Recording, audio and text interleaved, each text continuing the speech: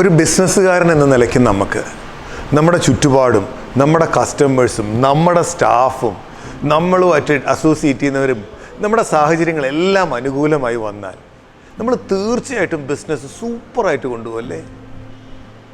അതിനിപ്പോൾ നിങ്ങളുടെ ആവശ്യമുണ്ടോ? സോറി, പറയാൻ വന്നത്, നമുക്ക് എല്ലാം അനുകൂലമായി വന്നാൽ എല്ലാവരും പെർഫോം ചെയ്യും.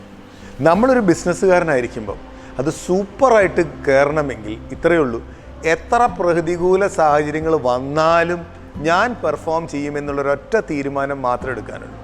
എൻ്റെ ആ സ്റ്റാഫ് പോയി, എൻ്റെ ബിസിനസ് പോയി, സ്റ്റാഫ് പോയാലും ഞാൻ വേറൊരു സ്റ്റാഫിനെ വെച്ചു, എങ്ങനെയെങ്കിലും ഞാൻ ഇറങ്ങി എങ്ങനെയും ഞാനത് ചെയ്യുമെന്നുള്ളത്.